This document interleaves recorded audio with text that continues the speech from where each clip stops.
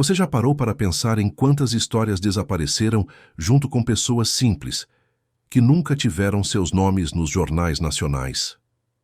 Em 1988, na cidade de Palmares, zona da Mata de Pernambuco, 9 boias frias saíram de casa ainda de madrugada para mais um dia de trabalho nos canaviais. Homens acostumados ao peso do facão, ao sol impiedoso e ao silêncio da terra. Eles prometeram voltar antes do anoitecer. Nunca voltaram. Sem corpos, sem rastros claros, sem uma explicação oficial convincente. O que aconteceu com esses 9 homens naquela manhã comum que terminou em mistério?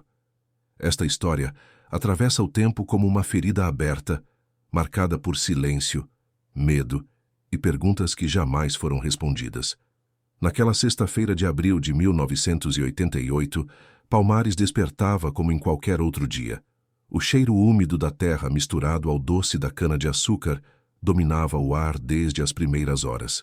Por volta das 4:30 da manhã, 9 homens se reuniram no ponto habitual de embarque, à beira de uma estrada de barro que cortava os canaviais da região. Eram conhecidos entre si, unidos pela mesma rotina dura e repetitiva. Entre eles estava Severino José da Silva, 46 anos, pai de 6 filhos, considerado um líder informal do grupo. Ao seu lado, Raimundo Ferreira, 39 anos, sempre calado, homem de poucas palavras. Havia também Antônio Bezerra, 28 anos, recém-casado, que sonhava juntar dinheiro para construir um quarto a mais na casa de barro onde vivia com a esposa. Completavam o grupo José Carlos Lima, 33 anos, Manuel Gomes, 52, Paulo Roberto Santos, 25, Valmir Nascimento, 41, Francisco das Chagas, 47, e o mais novo, Elias Pereira, de apenas 19 anos. O caminhão da usina chegou pouco depois das 5 horas. O motorista, conhecido como Seu Djalma, cumprimentou os homens rapidamente. Nada parecia fora do normal. Eles subiram na carroceria, acomodaram seus facões, marmitas e garrafas d'água. Alguns riam, outros permaneciam em silêncio, economizando energia para o dia que ainda nem tinha começado.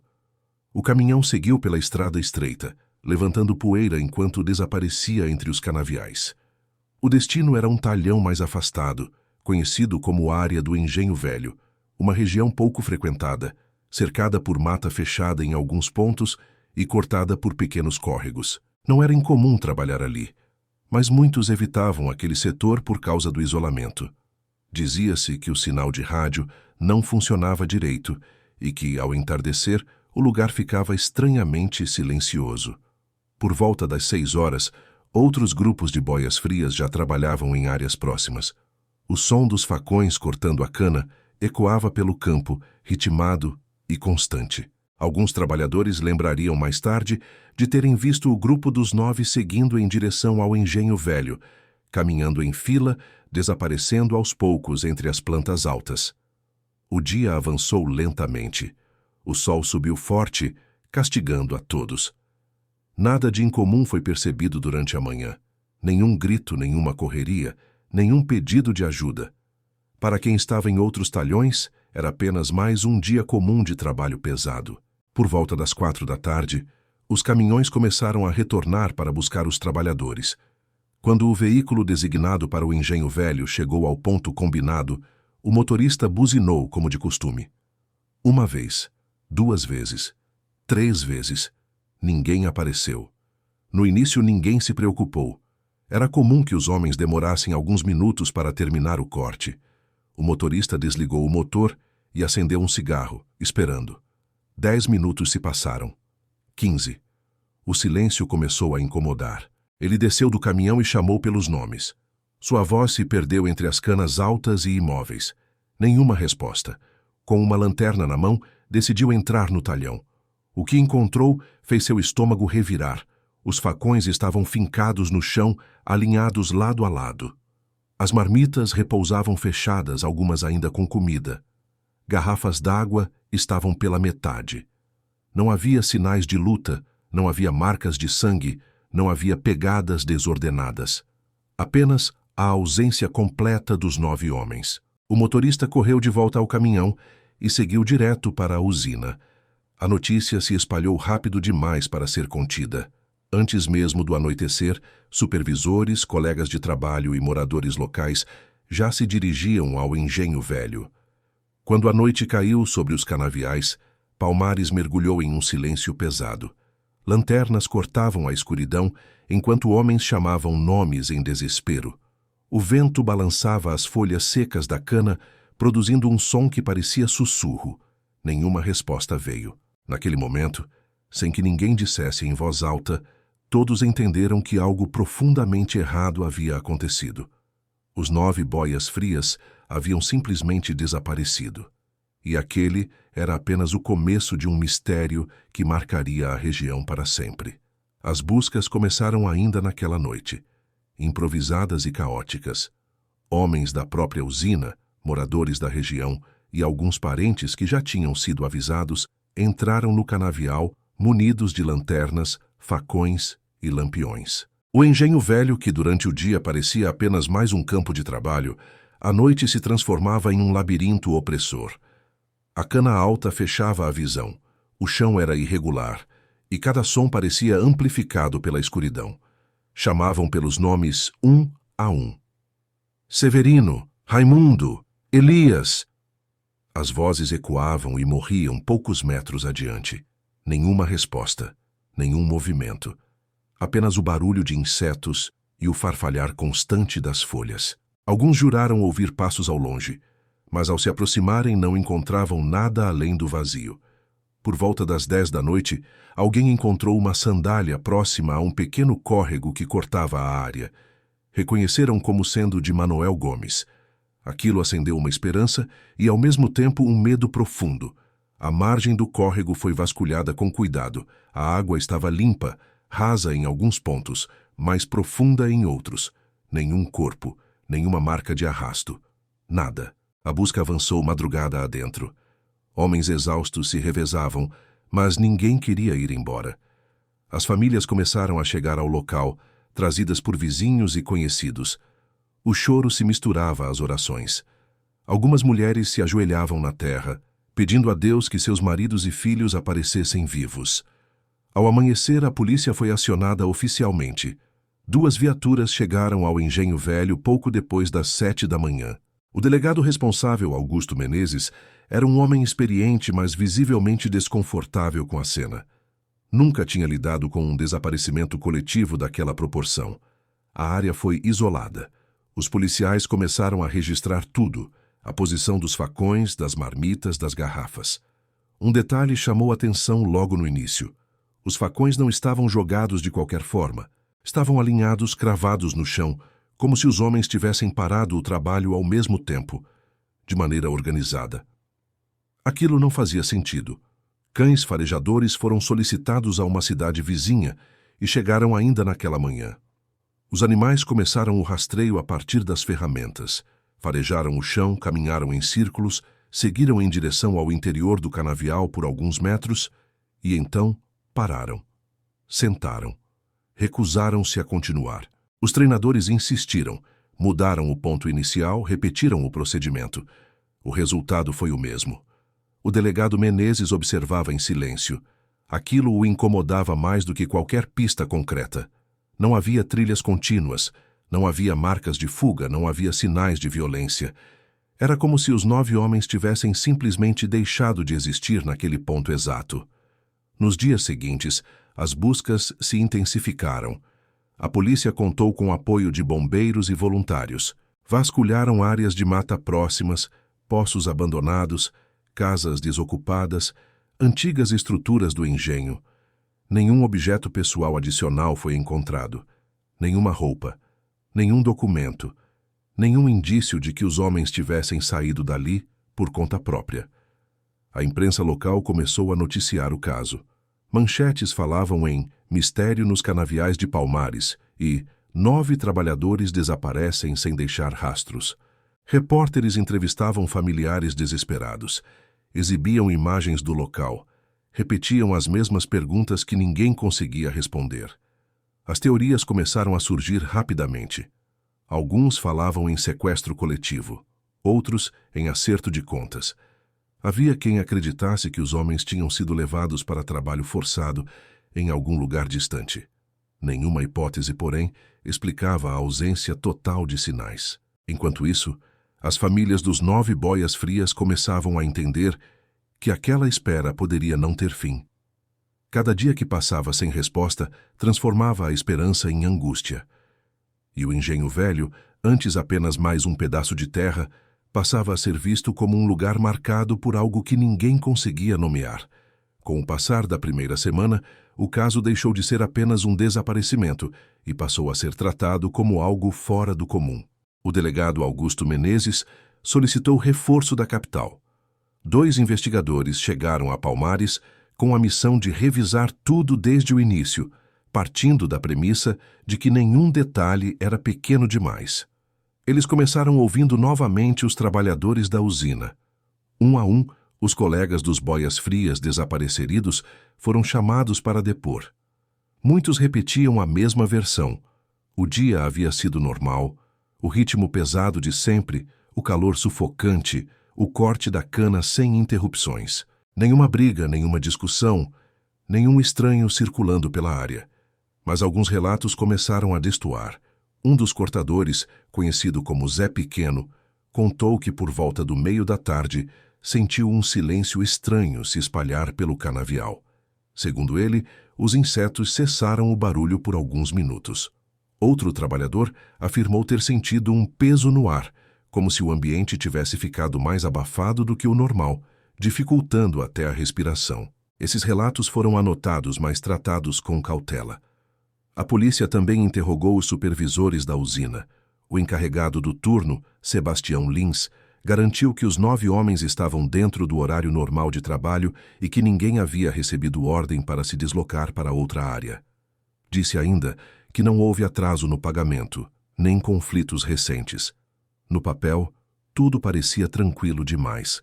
Enquanto isso, moradores antigos da região começaram a procurar os familiares dos desaparecidos com histórias antigas. Falavam de luzes vistas sobre os canaviais em certas noites, de sons estranhos vindos da mata, de gente que se perdeu ali e nunca mais foi a mesma. Histórias passadas de geração em geração, quase sempre sussurradas, agora ganhavam espaço nas conversas diárias. Uma dessas histórias chamou a atenção dos investigadores. Um idoso conhecido como Seu Amaro afirmou que o engenho velho ficava próximo a uma área evitada pelos mais antigos, um trecho chamado de Baixio Fundo. Segundo ele, naquele local, bússolas não funcionavam direito e animais se recusavam a atravessar. A polícia decidiu incluir a área nas buscas. O Baixio Fundo era um terreno irregular, com solo mais úmido e vegetação fechada. Durante a varredura, os policiais encontraram marcas estranhas no chão, como se algo pesado tivesse sido arrastado, mas que desapareciam poucos metros depois. Não havia pegadas humanas definidas. Novamente, nenhuma conclusão. No 10º dia, um novo elemento surgiu. Uma mulher da zona rural próxima apareceu na delegacia, dizendo ter visto algo incomum no dia do desaparecimento. Ela relatou que, no fim da tarde, viu uma espécie de neblina baixa se formando sobre o canavial, mesmo com o clima seco. Segundo ela, a neblina parecia andar contra o vento e se dissipou rapidamente. Seu depoimento foi registrado, mas tratado como fenômeno natural. Apesar disso, a sensação de que algo estava sendo ignorado começou a crescer entre os próprios policiais. As buscas já cobriam quilômetros de terra e o resultado continuava sendo o mesmo. Nada. Nenhum sinal de fuga organizada, nenhum corpo, nenhuma pista concreta. Com o passar das semanas, a investigação começou a perder prioridade. Outros crimes surgiram, outras urgências tomaram o lugar do mistério dos boias frias. Oficialmente, o caso não foi encerrado, mas na prática, as diligências se tornaram cada vez mais raras. As famílias, no entanto, não desistiram. Algumas passaram a visitar o canavial por conta própria, levando velas, fazendo orações, deixando objetos pessoais nos locais onde os homens foram vistos pela última vez. Para elas, o engenho velho não era apenas um cenário de trabalho, mas o último ponto onde seus entes queridos ainda existiam no mundo. E à medida que o tempo passava, uma pergunta permanecia sem resposta, ecoando entre os moradores de Palmares. O que poderia fazer 9 homens desaparecerem ao mesmo tempo, em plena luz do dia, sem deixar absolutamente nenhum rastro? O silêncio em torno do caso começou a ser preenchido por rumores cada vez mais inquietantes. Em Palmares, ninguém falava dos boias frias sem baixar a voz. O canavial do Engenho Velho passou a ser evitado por trabalhadores mais novos, e até os mais experientes demonstravam resistência em voltar àquela área específica. Alguns pediam transferência, outros simplesmente abandonavam o emprego. No final do primeiro mês, uma nova tentativa de busca foi organizada, desta vez com a ajuda de voluntários e mateiros da região. Homens acostumados a atravessar mata fechada, seguir rastros quase invisíveis e identificar qualquer alteração no terreno. Eles caminharam por trilhas que a polícia não havia considerado, entrando em áreas onde a vegetação parecia mais densa e antiga. Foi um desses mateiros que apontou algo estranho. Um trecho do canavial onde as plantas estavam amassadas em círculo, como se tivessem sido pressionadas de cima para baixo. Não havia sinais de fogo, máquinas ou animais. O formato não lembrava passagem humana. Fotografias foram tiradas, medições feitas, mas nenhuma explicação plausível surgiu. Na mesma região, encontraram um facão enferrujado preso entre as folhas secas. O objeto foi reconhecido pela família de um dos desaparecidos como sendo dele. O detalhe mais perturbador era que o facão estava limpo, sem marcas de uso recente, apesar de ter sido deixado em meio à lama. Não havia sangue, nem sinais de luta. Apenas o objeto abandonado. Esse achado reacendeu brevemente o interesse das autoridades, mas também levantou ainda mais perguntas. Se os homens haviam sido atacados, por que apenas um facão foi encontrado? Se fugiram, por que deixariam uma ferramenta essencial para o trabalho? Nada parecia seguir uma lógica comum. Enquanto isso, relatos paralelos começaram a se multiplicar.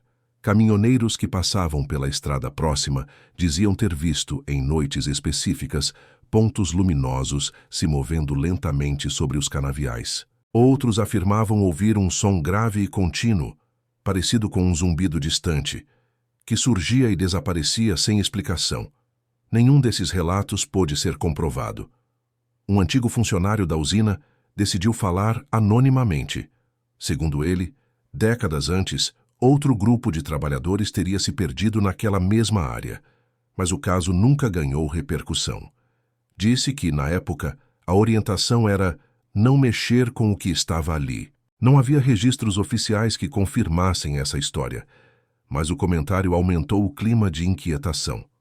As famílias, desesperadas, começaram a buscar respostas fora da polícia. Procuraram líderes religiosos, benzedeiras, rezadores e até pessoas conhecidas por lidar com o que chamavam de mistérios da terra. Alguns afirmaram sentir uma energia pesada no canavial. Outros disseram que os homens não estavam mortos, apenas fora do alcance. Com o passar dos meses, a vegetação tomou conta de qualquer marca que ainda pudesse existir. As trilhas se fecharam, a terra foi remexida pelas chuvas e o cenário voltou a parecer normal para quem não conhecia a história. Mas, para os moradores locais, nada naquele lugar voltou a ser comum. O desaparecimento dos 9 boias frias já não era apenas um caso policial. Tornara-se uma ferida aberta na memória de Palmares, um episódio que desafiava explicações simples e alimentava uma sensação persistente de que algo naquela terra jamais foi totalmente compreendido. Com o passar do tempo, o caso deixou de ser prioridade oficial, mas continuou vivo na memória de quem morava em Palmares. 2 anos depois do desaparecimento, um detalhe esquecido voltou a chamar a atenção de forma inesperada. Durante a reforma de uma estrada vicinal próxima ao antigo canavial, operários encontraram uma área do solo diferente do restante.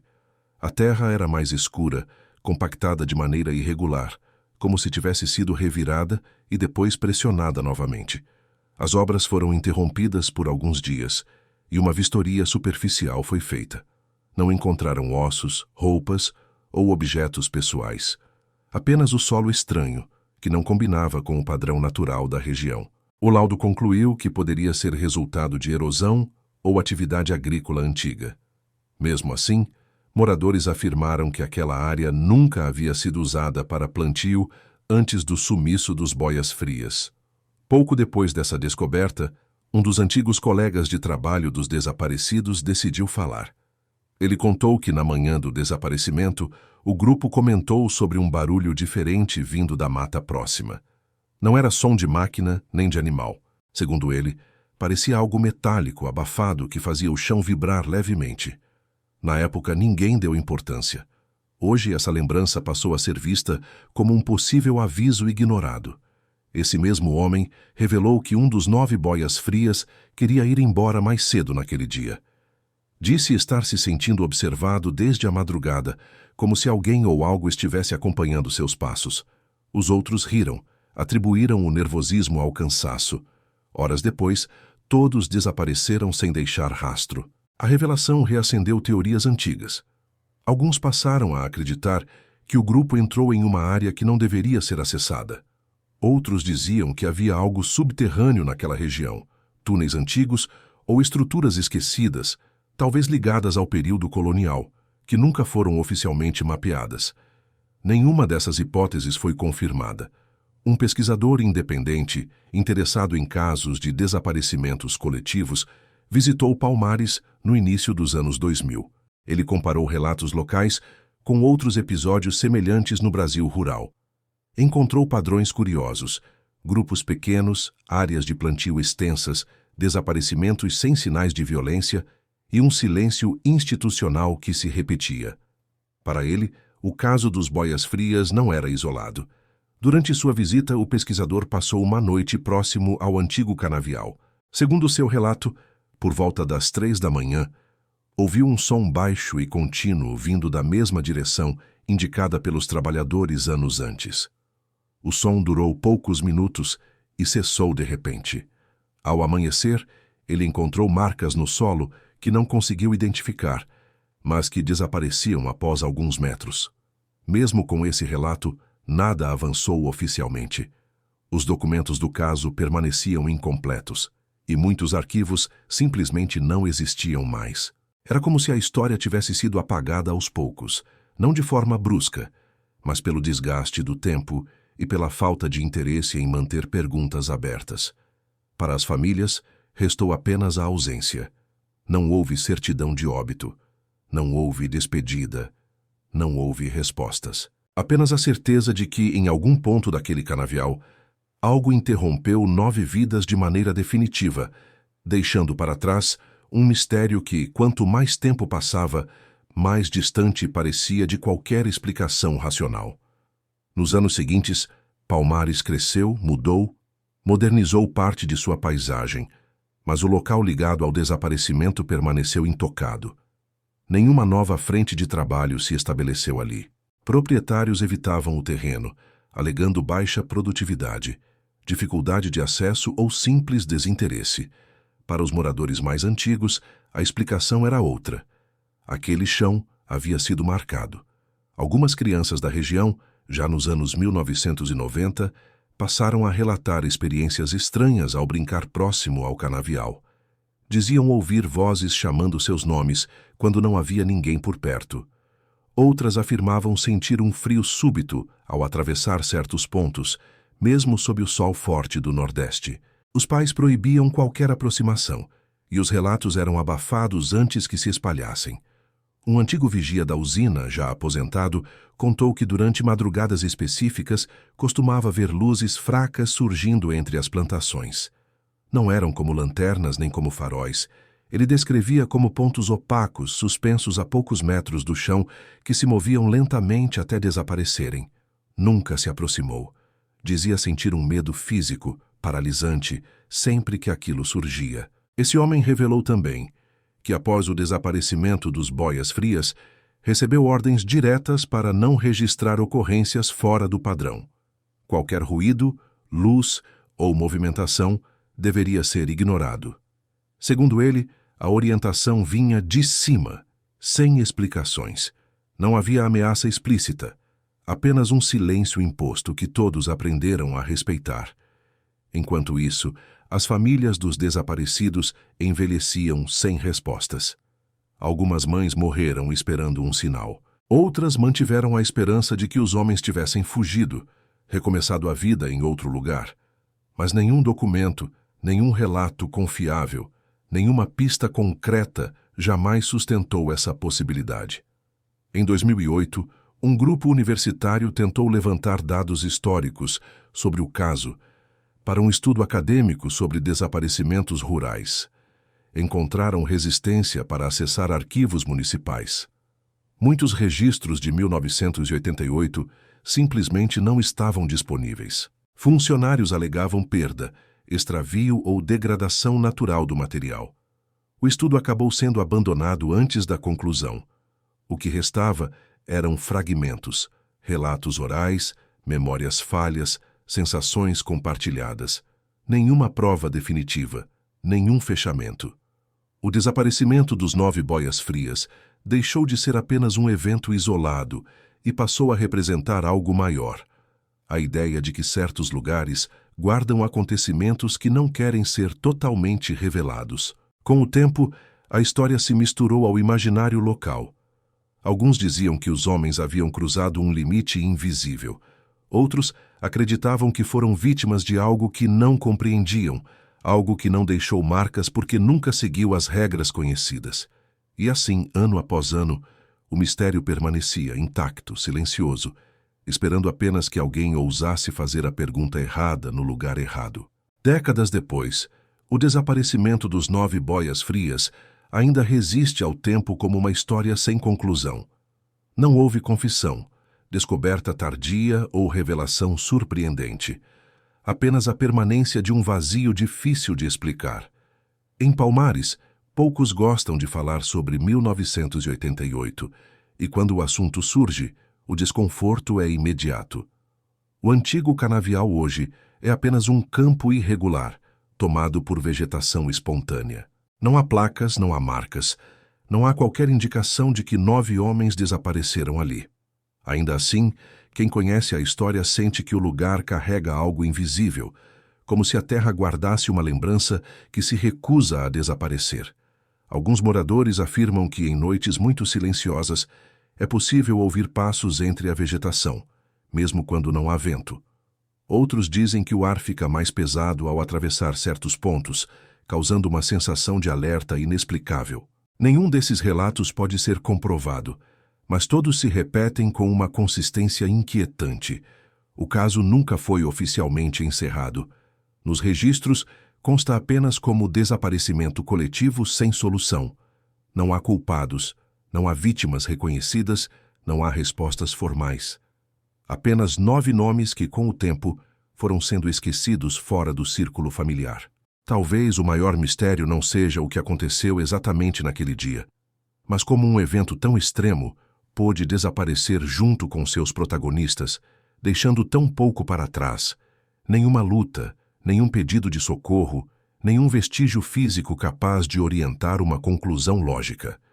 O desaparecimento dos boias frias de Palmares permanece como um lembrete perturbador de que nem todo mistério foi feito para ser resolvido. Algumas histórias existem apenas para desafiar certezas, questionar limites e alimentar a sensação incômoda de que há coisas que acontecem longe dos olhos, fora da compreensão humana.